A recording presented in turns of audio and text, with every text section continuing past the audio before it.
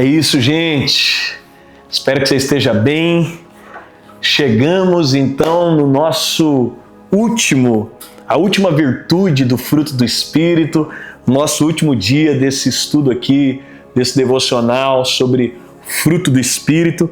E chegamos aqui no último dia. Espero que você esteja me ouvindo bem aí. Acho que está tudo ok, né, Estevão? Está tudo certo aí? Tudo ok? Bom, espero que esteja tudo bem. Você me dá o retorno aí. Espero que você esteja bem. Dê um oi aí.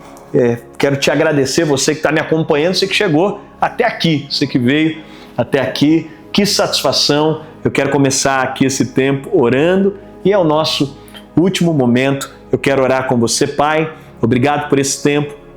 Obrigado por cada um desses dias que nós compartilhamos, por cada pessoa que está recebendo dessas verdades. E eu reforço aqui, a nossa oração é transforma-nos. Há uma natureza do Espírito dentro de nós. E nós oramos pedindo ao Teu Espírito transformação, mudança. Eu oro pedindo ao Teu Espírito que, após sermos expostos, conforme Tiago nos convida e nós estamos aqui mergulhados, nós não queremos ser só ouvintes, porque é possível então ser só ouvintes. Nós não queremos ser aquela terra que tem espinhos, que a semente começa a crescer, mas logo ela é sufocada. Não, nós queremos ser uma terra fértil, para que a verdade da Tua palavra possa prosperar em nós. Eu oro por isso, em nome de Jesus. Amém e amém. Bom, nós então estamos finalizando aqui e nós estamos tratando nesses dias sobre o fruto do Espírito. E o fruto do Espírito é uma manifestação viva, real, de alguém que é um seguidor de Cristo. Cristão é o pequeno Cristo. Cristão é aquele que é a expressão viva de quem Cristo é. Cristão é aquele que agora ele está conformado, a vida dele eu não vivo mais, Cristo vive em mim. É esse lugar agora onde eu dou completa liberdade para que Cristo esteja no centro, para que Ele conduza, para que Ele direcione, para que Ele me revele a sua vontade. E hoje eu quero compartilhar com você sobre domínio próprio, né? Então, domínio próprio. Lá em Provérbios 25, 28 diz: como cidade derribada, que não tem muros, assim é o homem que não tem domínio próprio. Meu Deus, gente. Acho que a gente já poderia ficar só aqui. Como cidade derribada que não tem muros, assim é o homem que não tem domínio próprio. Chegamos aqui. Eu quero te encorajar, se você não pegou algum desses devocionais para trás, para você pegar, mas chegamos aqui e Provérbios está dizendo, como uma cidade derribada. Gente, pensa aí, a Bíblia nos leva muitas vezes a essa reflexão. Olha que Provérbios está dizendo, como uma cidade derribada, que não tem muros, é o homem que não tem domínio próprio, é uma terra arrasada. Essa palavra é bastante problemática para a nossa geração, porque nós associamos que felicidade está completamente associado ao fato de não ter disciplina, não ter autocontrole. Felicidade é fazer o que me dá na cabeça, felicidade é perder o controle das coisas, felicidade está na velocidade, felicidade está em fazer do jeito que eu quero, felicidade está fazer sem o amanhã, felicidade está... Mas na Bíblia, a Bíblia nos adverte que o pecado não tenha domínio sobre nós. O domínio próprio é não estar susceptível, é não ser escravo do pecado. Então, Paulo vai usar várias vezes aqui sobre domínio próprio. Então, em 1 Coríntios 9, Paulo vai usar, ele vai usar aqui a virtude de um atleta se disciplinar, domínio próprio, essa disciplina. No capítulo 7, ele vai falar sobre a capacidade de um cristão de controlar sua sexualidade.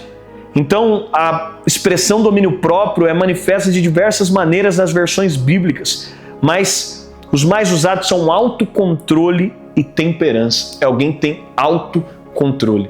Inclusive, quando nós falamos sobre a tricotomia, o homem sendo corpo, alma e espírito, para cada um desses nós temos uma disciplina espiritual, um meio de graça. Então, para o desenvolvimento do espírito, nós temos a oração. Para o desenvolvimento da alma, para a renovação da alma. Então, alguém que quer crescer espiritualmente, oração. Para alguém que quer ter a mente renovada, a alma, né? Então, mente, vontade, emoções. Para alguém que fala, olha, eu preciso da organização da minha mente, da minha alma, é a meditação na palavra. Mas para o controle do corpo, né? Para esse domínio, é o jejum, que é a disciplina espiritual da qual nós dizemos, a minha carne não tem domínio sobre o meu corpo. Eu tenho autocontrole. Então, podemos entender melhor o que é domínio próprio pensando no seu oposto. Então, quem tem domínio próprio se autodomina. Quem não tem é dominado por algo ou por alguém. Quem tem domínio não permite que sentimentos e desejos o controle, antes o controla. Ele não se permite ser dominado por atitudes, costumes e paixões. Então, o domínio próprio é a capacidade de controlar o seu corpo e a sua mente. Então, quando Deus fez o homem, lá em Gênesis 1:26, quando diz, façamos o homem à nossa imagem, conforme a nossa semelhança, e tenha ele domínio. O convite e o lugar onde Deus nos coloca é um lugar agora onde nós temos domínio. Então, quando nós falamos, por exemplo, quando nós falamos sobre o vício de uma droga, é uma planta que o homem deveria dominar, que agora o domina. Quando nós estamos falando, então, sobre os pecados sexuais, sobre as impurezas sexuais, é a falta de domínio. É alguém que perdeu o domínio. Quando nós estamos falando sobre a glutonaria, quando nós estamos falando, e nesses dias, é importante, Deus está despertando a igreja para o entendimento da importância do cuidado do corpo.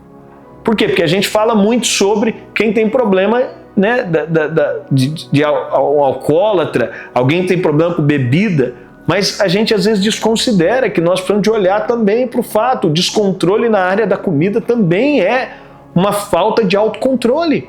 Alguém que não se controla. A pornografia, que é o mal do nosso tempo, o que é? Né? Tantos homens e também mulheres, eles encontram desculpas, muitos cristãos também, porque as pesquisas dizem que cristãos e não cristãos acabam acometidos por esse vício igualmente. É uma falta de autocontrole. Uma falta de autocontrole. Então o salmista relembra essa competência humana, dizendo que Deus nos deu domínio sobre as coisas. Então o homem às vezes tem domínio sobre muitas coisas, mas primeiro, ele precisa dominar a si mesmo.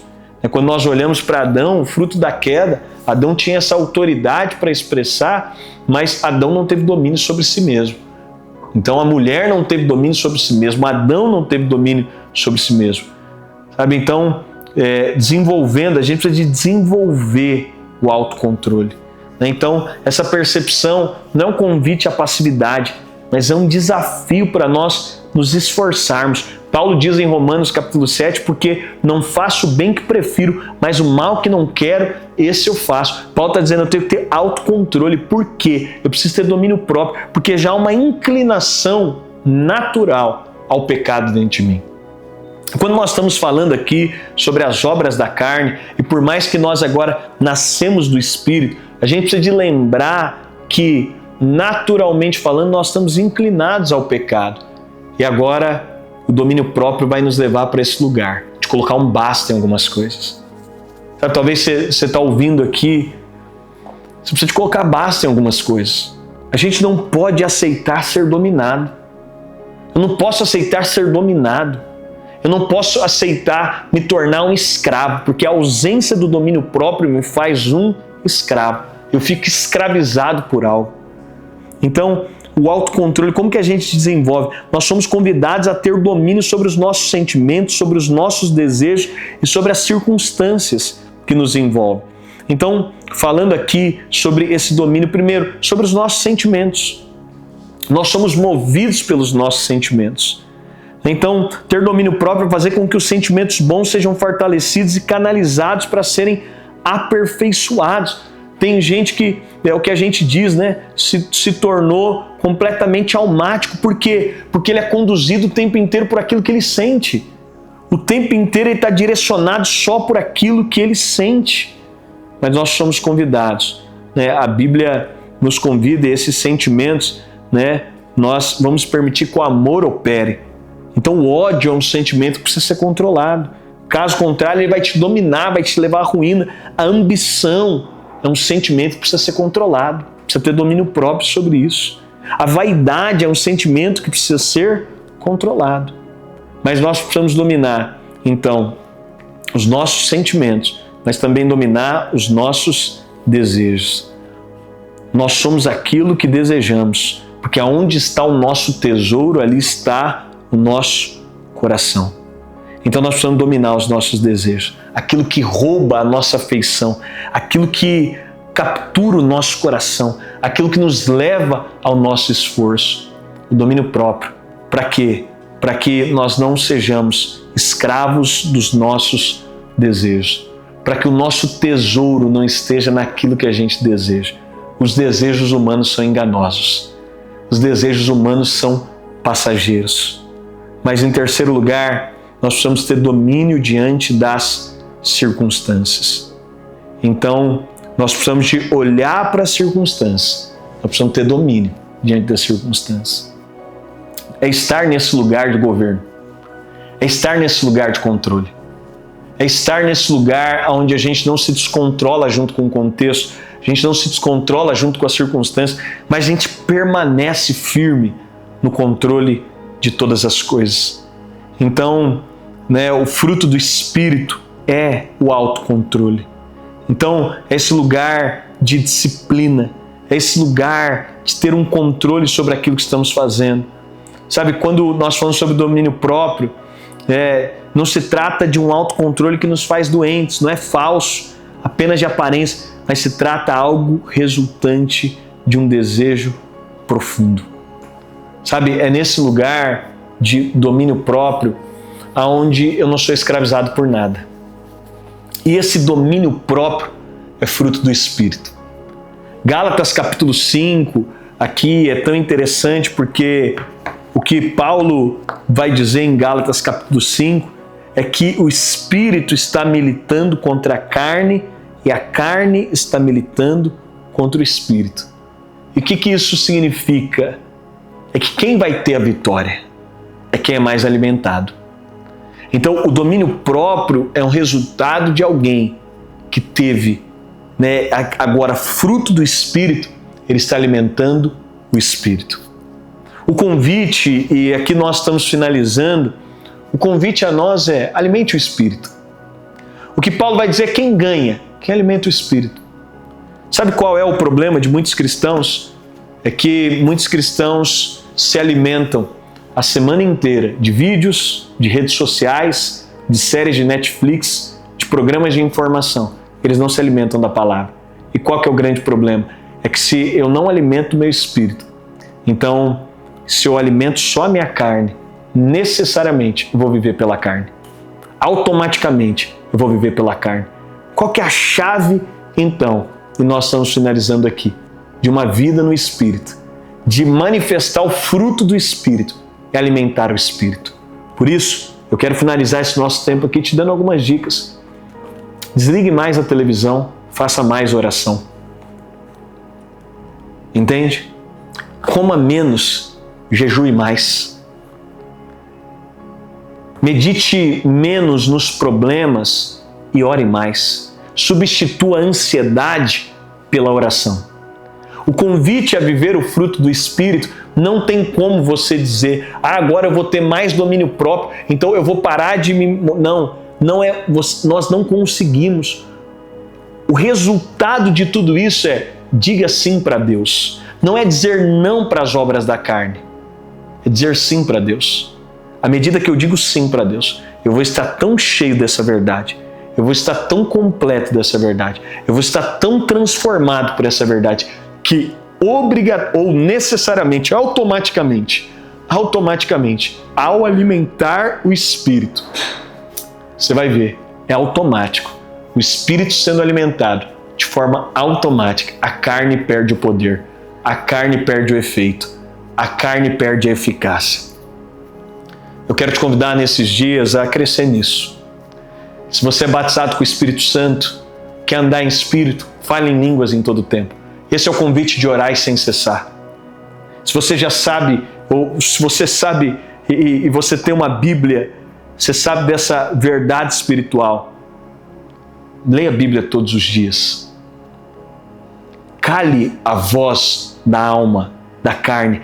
Cale aquilo que aumenta o potencial de você viver na carne e desenvolva com força o potencial de você viver no Espírito. E que o Senhor te leve a isso. Que o mundo olhe para você. Que você olhe para você e fale: uau, eu não estou vivendo mais, é Cristo em mim.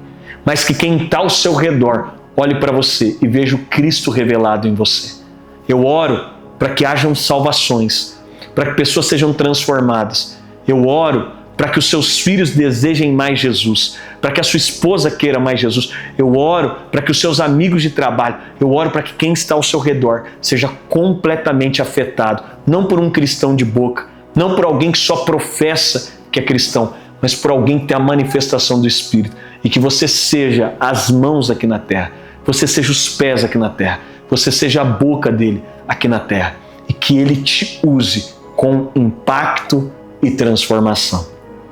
Bom, minha palavra é obrigado por ter me acompanhado até aqui nessa série devocional, nesse estudo do fruto do Espírito, e que o Senhor possa fazer com que isso produza testemunhos impactantes na sua vida e no seu coração, em nome de Jesus.